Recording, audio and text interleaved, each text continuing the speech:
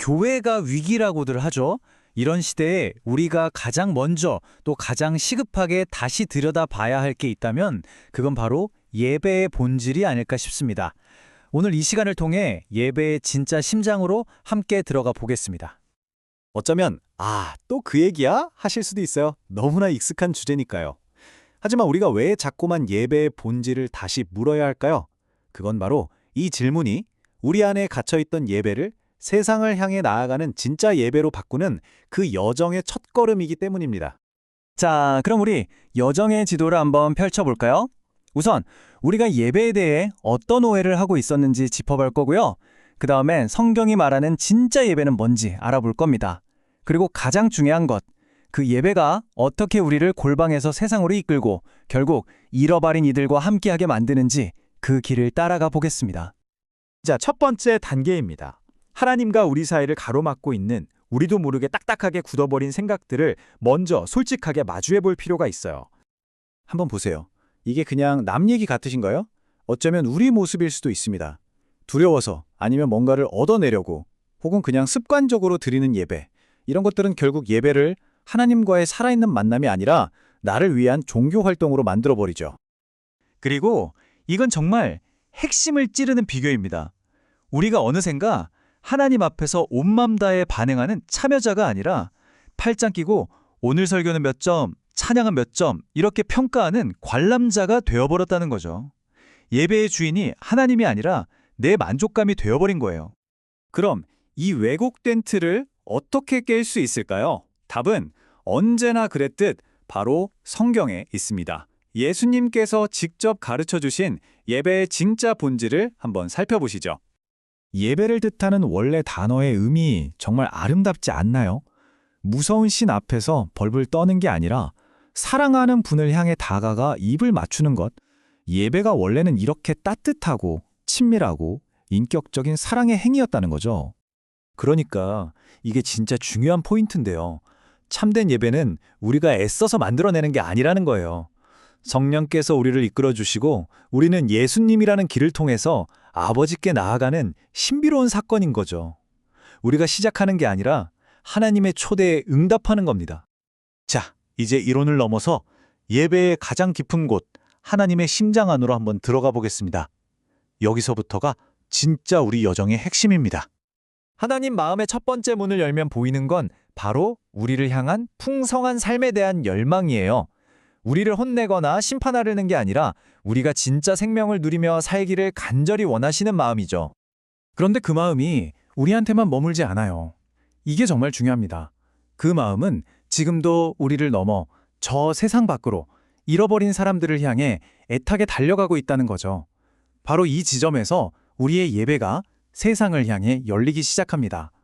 이 관점의 변화, 이거 정말 혁명적이지 않나요? 하나님은 사람들을 가치 없어서 버린 존재로 보시는 게 아니라 너무너무 소중해서 미치도록 찾고 싶은 잃어버린 존재로 보신다는 거예요. 예배 속에서 이 하나님의 마음을 깨닫는 순간 우리의 시선은 자연스럽게 교회의 담장을 넘게 됩니다. 수십 년 만에 잃어버린 딸을 찾은 한 어머니의 이 한마디가 그냥 모든 걸 설명해 주는 것 같아요.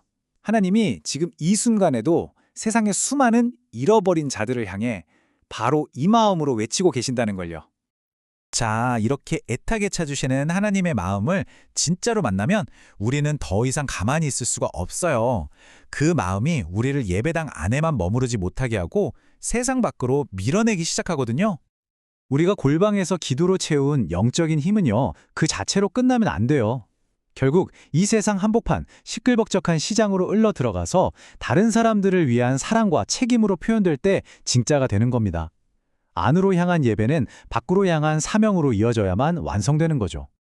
그래서 예배자는요, 그냥 찬양하고 기도하는 사람에서 끝나는 게 아니라 성벽 위에 서서 세상을 바라보는 파수꾼이라는 새로운 정체성을 얻게 됩니다. 나만 괜찮으면 되는 게 아니라 공동체를 향한 거룩한 책임이 생기는 거죠. 파수꾼이 외치는 이유는 겁을 주거나 심판하려는 게 아니에요. 한 사람이라도 잘못된 길로 가는 걸 너무나 안타까워하시면서 왜 죽으려고 하느냐, 제발 살았으면 좋겠다고 외치시는 아버지의 마음, 바로 그 마음 때문에 외치는 거죠. 자, 그럼 이제 가장 현실적인 질문으로 넘어가 보죠. 이 뜨거운 하나님의 마음을 우리 교회, 우리 예배 안에서 어떻게 구체적으로 녹여낼 수 있을까요? 어떻게 하면 잃어버린 이들, 찾는 이들을 위한 문을 활짝 열 수 있을까요? 성경에 정말 멋진 그림이 하나 있어요. 바로 마태의 집에서 열린 잔치입니다. 한번 상상해 보세요. 예수님을 중심으로 이미 찾음받은 제자들과 아직 길을 찾고 있는 그들의 친구들이 한 식탁에 어울려 앉아 있어요. 이게 바로 교회의 원래 모습, 우리가 회복해야 할 예배의 원형이라는 겁니다. 이거 오늘 우리 삶에 적용하는 구체적인 방법입니다.